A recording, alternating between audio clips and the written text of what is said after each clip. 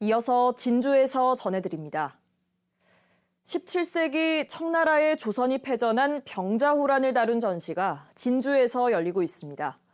전국 곳곳에 병자호란 관련 문화재가 한자리에 모여 당시 조선이 처한 외교적 고민을 되짚어볼 수 있습니다. 이형관 기자입니다. 임금이 돌아와 남한산성으로 향했다.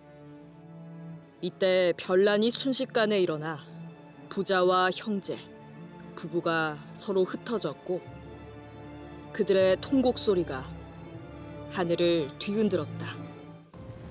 1636년 청나라가 조선에 침입해 일으킨 두 번째 전쟁, 병자호란입니다. 조선 16대 왕 인조는 남한산성으로 몸을 피했고 47일을 버티다 결국 이듬해 삼전도에서 항복을 선언했습니다. 승전이 아닌 패전의 역사. 병자호란 실상을 동아시아 시각으로 살펴보는 특별전입니다. 당시 명나라와 청나라 사이 군사적 충돌 속에서 조선이 처한 외교적 고민을 각종 문화재로 살펴보자는 겁니다. 패배한 전쟁에 대한 기억을 되살리는 것은 그렇게 쉬운 일이 아니었습니다. 하지만 우리가 반드시 짚어야 할 일이고. 전시 작품은 모두 252점.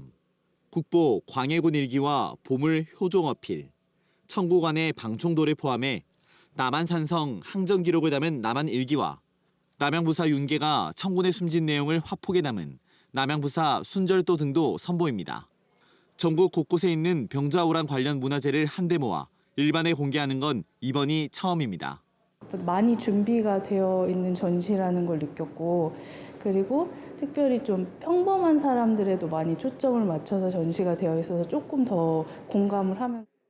동아시아 시각에서 병자호란을 되짚어보는 이번 전시는 내년 3월까지 국립진주박물관에서 무료 관람할 수 있습니다. KBS 뉴스 이형관입니다. 정부가 어제 재정사업평가위원회를 열고 경남의료원 진주병원 설립 사업에 대한 사업계 적정성 검토 안건을 심의 의결했습니다.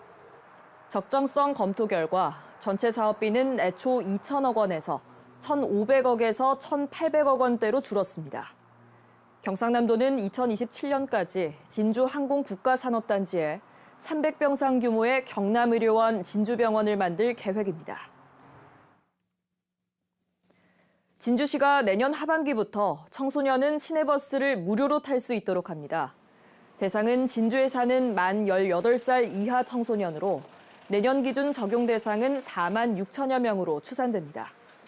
진주시는 내년 12월 한 달 동안 시범 운영한 뒤 2024년부터 해마다 40억 원을 들여 본격적으로 운영할 예정입니다. 사천소방서가 일산화탄소 경보기와 휴대용 비상조명 등 소화기, 방연 마스크 등 7가지 캠핑 안전장비를 무료로 빌려줍니다. 최근 3년 동안 일산화탄소 중독으로 소방에 접수된 470여 건 가운데 캠핑장 등 텐트에서 생긴 사고가 120여 건으로 4건 가운데 1건꼴입니다. 지금까지 진주에서 전해드렸습니다.